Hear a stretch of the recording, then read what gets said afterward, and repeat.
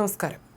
കേരള ചലച്ചിത്ര അക്കാദമിയുടെ തലപ്പത്തിരുന്ന പ്രമുഖരുടെ വീഴ്ചകളെയും അവർ ഉൾപ്പെട്ട വിവാദങ്ങളെയും നിശിതമായി വിമർശിച്ച് സംവിധായകൻ ആലപ്പി അഷ്റഫ് നടത്തിയ വെളിപ്പെടുത്തലുകൾ ചലച്ചിത്ര രാഷ്ട്രീയ മേഖലകളിൽ പുതിയ ചർച്ചകൾക്ക് തിരികൊളുത്തിയിരിക്കുകയാണ്. അവിഹിതമെന്നത് താൽക്കാലിക ലാഭവും ശാശ്വത നഷ്ടവുമാണെന്ന ശക്തമായ താക്കീതോടെയാണ് തൻ്റെ യൂട്യൂബ് ചാനലിലൂടെ അദ്ദേഹം ഈ തുറന്നു പറച്ചിലുകൾ നടത്തിയത്. ചലച്ചിത്ര അക്കാദമി ചെയർമാൻ സ്ഥാനം LDF ഗവൺമെൻറ്റിന് എന്നും ഒരു തലവേദനയാണെന്ന് ആലപ്പി അഷ്റഫ് നിരീക്ഷിക്കുന്നു. നിലവിലെ ചെയർമാനെതിരെയുള്ള പുതിയ സൈബർ വിവാദങ്ങളെക്കുറിച്ചും ആലപ്പി അഷ്റഫ് ഗൗരവകരമായ വെളിപ്പെടുത്തലുകൾ നടത്തി. ഒരു മുൻ ബിഗ് ബോസ് താരവുമായി ബന്ധപ്പെട്ട് സോഷ്യൽ മീഡിയയിൽ പ്രചരിക്കുന്ന വാർത്തകളിൽ സത്യമുണ്ടെന്ന് അദ്ദേഹം ഉറപ്പിച്ചു പറയുന്നു. ഇക്കാര്യത്തെക്കുറിച്ച് അന്വേഷിക്കാൻ ബിഗ് ബോസ് താരം ഫിറോസ് ഖാനെ താൻ നേരിട്ട് വിളിച്ചിരുന്നുവെന്നും ഫിറോസ് നൽകിയ വിവരങ്ങൾ ഞെട്ടിക്കുന്നതാണെന്നും അദ്ദേഹം വ്യക്തമാക്കി. നിലവിലെ ചെയർമാന്റെ കാലാവധി ഏതാനും ദിവസങ്ങൾക്കുള്ളിൽ അവസാനിക്കാനിരിക്കെ വിവാദങ്ങളുടെ പേരിൽ ചവിട്ടിപ്പുറത്താക്കുന്നത് അദ്ദേഹം പേടിക്കേണ്ടതില്ലെന്നും അഷ്റഫ് പരിഹസിച്ചു. ശാപമേറ്റ ഈ കസേരയ്ക്ക് ഉടൻ ഒരു ശാപമോക്ഷം ഉണ്ടാകുമെന്ന പ്രതീക്ഷയോടെയാണ് അദ്ദേഹം തൻ്റെ വാക്കുകൾ അവസാനിപ്പിക്കുന്നത്. അദ്ദേഹത്തിൻ്റെ വാക്കുകൾ ഇങ്ങനെയാണ്: ചലച്ചിത്ര അക്കാദമി LDF സർക്കാരിന് എന്നും തലവേദന അക്കാദമിയായിരുന്നു. പല പ്രഗത്ഭ വ്യക്തികളും അതിൻ്റെ ചെയർമാൻ സ്ഥാനം അലങ്കരിച്ചു. എന്നാൽ അവരിൽ പലരും ആ ചെയറിനെ കളങ്കപ്പെടുത്തി കിംവദന്തികളും കോലാഹലങ്ങളും സൃഷ്ടിച്ചാണ് ഇറങ്ങിപ്പോയത്. 10 വർഷം കൊണ്ട് ആ ചെയർ അലങ്കരിച്ചിരുന്നവരുടെ അരമന രഹസ്യങ്ങൾ അങ്ങാടിയിൽ പാട്ടായി. പലരും മുഖംമൂടി ധരിച്ച മാന്യന്മാരായിട്ടാണ് ആ കസേരയിൽ ഇരുന്നതെന്നാണ് കാലം തെളിയിച്ചത്. ഒരു ഉന്നത പദവിയിൽ ഇരിക്കുമ്പോൾ സ്വഭാവത്തിൽ പുലർത്തേണ്ട ജാഗ്രത പലർക്കും ഇല്ലാതെ പോയി എന്നത് പറയാതെ വയ്യ. LDF സർക്കാർ അധികാരത്തിൽ വരുമ്പോൾ ആദ്യം ചലച്ചിത്ര അക്കാദമിയുടെ ചെയർമാൻ സ്ഥാനത്തേക്ക് കയറുന്നത് സംവിധായകൻ കമലാണ്. അന്നത്തെ സാംസ്കാരിക മന്ത്രി AK ബാലനായിരുന്നു. പിന്നീട് വന്ന സജി ചെറിയാനേക്കാളും എന്തുകൊണ്ടും മേന്മയേറിയ പ്രവർത്തനമായിരുന്നു അദ്ദേഹത്തിൻ്റേത്. സാംസ്കാരിക മേഖലയെ അദ്ദേഹം കുറച്ചുകൂടി കാര്യക്ഷമമായി കൈകാര്യം ചെയ്തിരുന്നു. സിനിമാ തിയേറ്ററുകളിൽ ദേശീയഗാനം നിർബന്ധമാക്കിയ വേളയിൽ അതിനെതിരെ കമൽ പ്രതികരിച്ചിരുന്നത് ദേശീയഗാനം അടിച്ചേൽപ്പിക്കേണ്ട ഒന്നല്ല എന്നായിരുന്നു. അതോടെ കമൽ സംഘപരിവാറുകാരുടെ കണ്ണിലേക്കരടായി. അവർ കമലിൻ്റെ വീട്ടിലേക്ക് പ്രതിഷേധ ജാഥകൾ നയിച്ചു. അതിൻ്റെ പേരിൽ കമലിനെതിരെ കുറേ ആക്ഷേപശരങ്ങളും അസഭ്യവർഷങ്ങളും ഒക്കെ ചൊരിഞ്ഞെങ്കിലും അവസാനം കമൽ പറഞ്ഞതുപോലെ തന്നെ കാര്യങ്ങൾ എത്തുകയാണ് ഉണ്ടായത്. ഈ ആക്ഷേപശരങ്ങളൊന്നും തന്നെ കമലിൻ്റെ മനോവീര്യത്തെ തളർത്തുന്നതായിരുന്നില്ല. എന്നാൽ എത്ര ശക്തനാണെങ്കിലും കൊലകൊമ്പനാണെങ്കിലും മനോവീര്യം തകർന്ന് തലകുനിച്ച് നിൽക്കേണ്ട ചില സന്ദർഭങ്ങളുണ്ട്. അത് പീഡനവീരൻ എന്ന വിളിപ്പേരിൻ്റെ മുന്നിലാണ്. കമൽ തൻ്റെ സിനിമയിൽ ഒരു വേഷം വാഗ്ദാനം ചെയ്ത് ലൈംഗികമായി പീഡിപ്പിച്ചു എന്നാരോപിച്ച് ഒരു അതിജീവിത 2019 ഏപ്രിൽ 26 കമലിന് വക്കീൽ നോട്ടീസ് അയച്ചതായിട്ടുള്ള റിപ്പോർട്ടുകൾ പുറത്തു വന്നിരുന്നു. തൻ്റെ പേര് കളങ്കപ്പെടുത്താനുള്ള അടിസ്ഥാനരഹിതമായ ആരോപണങ്ങളാണ് ഇതെല്ലാം എന്നാണ് കമൽ അന്ന് പ്രതികരിച്ചത്. ഇത്തരം നാടകങ്ങളെല്ലാം അരങ്ങേറുന്നത് അദ്ദേഹം ചലച്ചിത്ര അക്കാദമി ചെയർമാൻ ആയിരിക്കുമ്പോഴാണ്. രഞ്ജിത്ത് മിടുക്കനായ ഒരു എഴുത്തുകാരനും നല്ലൊരു സംവിധായകനുമാണെന്നുള്ള കാര്യത്തിൽ ആർക്കും ഒരു സംശയം വേണ്ട. ശക്തമായ ഭാഷയിൽ സംസാരിക്കാനുള്ള അദ്ദേഹത്തിൻ്റെ കഴിവൊന്ന് വേറെ തന്നെയാണ്.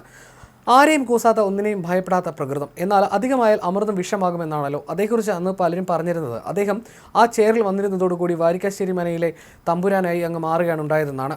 അങ്ങനെ സമസ്ത മേഖലകളും അടയ്ക്കുവാണ് അരളിക്കൊണ്ടിരിക്കുമ്പോഴാണ് അങ്ങ് ബംഗാളിൽ നിന്ന് ഒരു ഇടത്തി വരുന്നത്. അത് അദ്ദേഹത്തിൻ്റെ ഉച്ചിയിലാണ് പതിച്ചതെന്ന് പറയാതിരിക്കാനാവില്ല. അതുവരെ മറുവാക്കിന് എതിർവാക്കില്ല എന്ന് പറയും പോലെ പഞ്ചപുച്ഛമടക്കി അദ്ദേഹത്തിൻ്റെ മുന്നിൽ പേടിച്ച് നിന്നിരുന്ന ഞാഞ്ഞൂലുകളെല്ലാം തന്നെ അയാൾക്കെതിരെ തലപൊക്കി. കൊട്ടും കുരവയും താളമേളാദികളുമായി ആനയിച്ചിരുത്തിയ ചെയറിൽ നിന്ന് 2024 ഓഗസ്റ്റ് 25 ശിരസ് കുനിച്ച് ഇറങ്ങിപ്പോകേണ്ടി വന്നു. എത്ര സിനിമയെടുത്തു, എത്ര കഥ എഴുതി, എത്ര നന്നായി സംസാരിച്ചു എന്നത് മാത്രമല്ല അക്കാദമിക് ചെയർമാനാകാനുള്ള മാനദണ്ഡം. സ്വഭാവശുദ്ധിയും നല്ല പെരുമാറ്റവും ജാതിമത വർണ്ണ വിവേചനമില്ലാത്ത ആൾ കൂടി ആയിരിക്കണം ഇത്തരം സ്ഥാപനങ്ങളുടെയൊക്കെ തലപ്പത്തിരിക്കേണ്ടത്. പിന്നീട് അത്തരത്തിലുള്ള ഒരാളെ കണ്ടെത്തിയതുപോലെയായിരുന്നു വൈസ് ചെയർമാനായിരുന്ന പ്രേംകുമാറിൻ്റെ സ്ഥാനാരോഹണം. മുൻപിരുന്ന രണ്ടുപേരെ പോലെ മലമറിക്കുന്ന അവകാശവാദങ്ങളൊന്നും പ്രേംകുമാറിനെ സംബന്ധിച്ച് പറയാനില്ല. സാധാരണയിൽ സാധാരണക്കാരനായ ഒരു നടൻ. അവിടെ ഇരുന്നു കൊണ്ട് ആ ചെയറിനെ മാനിച്ചുകൊണ്ട് വലിയ പേരുദോഷമൊന്നും വരുത്താതെ IFFKയുടെ ഒരു ഫെസ്റ്റിവൽ അദ്ദേഹം ഭംഗിയായി നടത്തി. ചെയർമാൻ അങ്ങനെ സുന്ദര സ്വപ്നങ്ങളെല്ലാം കണ്ടുകൊണ്ടിരിക്കുമ്പോഴാണ് ഒരു ഇടുത്തി പോലെ പത്രത്തിൽ ആ വാർത്ത കാണുന്നത്. യാതൊരു മുന്നറിയിപ്പുമില്ലാതെ, ചെറു സൂചന പോലും നൽകാതെ, ഒരു യാത്ര ചോദിക്കാൻ പോലും സമയം അനുവദിക്കാതെ തന്നെ കസേരയിൽ നിന്നും ചവിട്ടി പുറത്താക്കിയിരിക്കുന്നുവെന്ന് ഞെട്ടിക്കുന്ന സത്യം പത്രത്തിൽ നിന്നും അറിയുന്നു. അതിന് കാരണമായി പ്രേംകുമാർ പറഞ്ഞത് ആശാ വർക്കേഴ്സിൻ്റെ സമരപന്തലിലെത്തി അവർക്ക് പിന്തുണ പ്രഖ്യാപിച്ചതിൻ്റെ പേരിലാണെന്നാണ്. എന്നാൽ പാർട്ടിക്കാരിൽ പലരും പറഞ്ഞത് അയാൾ പാർട്ടിയുടെ പരിപാടികൾക്ക് വിളിച്ചാൽ അതിന് പങ്കെടുക്കണമെങ്കിൽ സെലിബ്രിറ്റികൾക്ക് കൊടുക്കുന്നത് പോലെയുള്ള തുക നൽകണമെന്ന് പറഞ്ഞു എന്നാണ്. കൂടാതെ നിലമ്പൂർ ഉപതെരഞ്ഞെടുപ്പിൽ M സ്വരാജിന് വേണ്ടി പ്രവർത്തിക്കാൻ ചെല്ലാത്തതും കാരണമായി പറയുന്നുണ്ട്. എന്തായാലും ഈ രണ്ട് കാര്യങ്ങൾ കൂടി ചേർന്നപ്പോൾ പ്രേംകുമാറിൻ്റെ കാര്യത്തിൽ ഒരു തീരുമാനമായി. ഇവിടെ നന്നായി പ്രവർത്തിച്ചാൽ മാത്രം പോരാ, പാർട്ടിയുടെ ഇഷ്ടാനിഷ്ടങ്ങൾക്കനുസരിച്ച് പെരുമാറുകയും വേണം. ഇല്ലെങ്കിൽ നിലച്ചിരിക്കാത്ത സമയത്ത് ചവിട്ടി പുറത്താക്കുമെന്ന സന്ദേശം എല്ലാവർക്കും നൽകുകയാണ് ഉണ്ടായത്. ആരും വാഴാത്ത കസേരയിലേക്ക് പിന്നീട് ആനയിച്ചു കൊണ്ടുവന്നത് ചില്ലറക്കാരനൊന്നുമല്ല, വലിയൊരു അവാർഡ് ജേതാവിനെ തന്നെയാണ്. മലയാള സിനിമയ്ക്ക് മാത്രമല്ല ഇന്ത്യൻ സിനിമയ്ക്ക് തന്നെ ഒരു അഭിമാനമാണ്. വൈകിയ വേളയിൽ എത്തിയത് കൊണ്ടാകാം ഈ ചെയറിൽ ഇരുന്നുകൊണ്ട് അദ്ദേഹത്തിന് കൂടുതലൊന്നും ചെയ്യാൻ സാധിച്ചിട്ടില്ല. അത് അദ്ദേഹത്തിൻ്റെ തിരക്ക് മൂലവും ആകാം. എന്നാൽ ഇപ്പോൾ പ്രേംകുമാറിന് സന്തോഷം കൊണ്ട് തുള്ളിച്ചടന്നുതുകുന്ന ഒരു സംഭവം സൈബർ ഇടങ്ങളിൽ കാട്ടുതീ പോലെ പടർന്നു പിടിക്കുകയാണ്. അത് പുതിയ ചെയർമാനെയും പഴയ ബിഗ് ബോസ് താരവുമായ ഒരു സ്ത്രീയെയും ചുറ്റിപ്പറ്റിയാണ്. വാർത്ത അറിഞ്ഞവരൊക്കെ അത് സത്യമാണോ മിഥ്യയാണോ എന്നറിയാതെ ആകെ അന്താളിപ്പിലാണ്. തീയില്ലാതെ പുക വരില്ലല്ലോ എന്നാണ് പലരും പറയുന്നത്. എന്തൊക്കെയാണെങ്കിലും സോഷ്യൽ മീഡിയ ഇതൊരു ആഘോഷമാക്കി മാറ്റി എന്ന് പറയാതിരിക്കാൻ വയ്യ. ഇത്രയും ഉന്നതിയിലുള്ള ഒരാളെക്കുറിച്ച് കേൾക്കുന്ന വാർത്തയുടെ നിജസ്ഥിതി അറിയണമെന്ന് എനിക്കും തോന്നി. ഈ സംഭവവുമായി ബന്ധപ്പെട്ട എൻ്റെ അടുത്ത പരിചയക്കാരനായ ഫിറോസ് ഖാനെ ഞാൻ വിളിച്ചിരുന്നു. ഒരു സിനിമാ കഥ പറയുന്നത് പോലെ അദ്ദേഹം എല്ലാ കാര്യങ്ങളും എന്നോട് വിശദീകരിച്ചു. അതെല്ലാം ഞാൻ വളരെ ഞെട്ടലോടെയാണ് കേട്ടത്. അത് അവരുടെ സ്വകാര്യ ജീവിതവുമായി ബന്ധപ്പെട്ട് കിടക്കുന്ന വിഷയമായതുകൊണ്ട് പലതും വെളിപ്പെടുത്താൻ എനിക്ക് ബുദ്ധിമുട്ടുണ്ട്. ഞാൻ അതിലേക്കൊന്നും കടക്കുന്നില്ല. എന്നാൽ ഒരു കാര്യം ഞാൻ തറപ്പിച്ച് പറയുന്നു. ഇപ്പോൾ സാമൂഹ്യ മാധ്യമങ്ങളിൽ നടക്കുന്ന വിവാദങ്ങളിൽ സത്യങ്ങളേറെയുണ്ടെന്ന് ഫിറോസ് വളരെ വേദനയോട് കൂടി പറഞ്ഞ ഒരു വാചകമുണ്ട്. എത്ര വലിയ അവാർഡ് വാങ്ങിച്ച ആളായാലും കർമ്മ എന്നൊന്നുണ്ട്, അത് അനുഭവിക്കുക തന്നെ ചെയ്യും.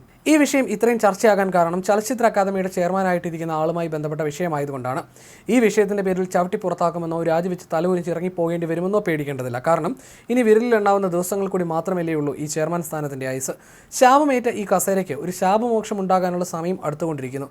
നമുക്കതിനായി ക്ഷമയോടെ കാത്തിരിക്കാം. നല്ലത് മാത്രം സംഭവിക്കട്ടെ എന്ന് പ്രാർത്ഥനയോടെ നിർത്തുന്നു എന്ന് പറഞ്ഞാണ് അദ്ദേഹം ഇന്നലെ വാക്കുകൾ അവസാനിപ്പിക്കുന്നത്.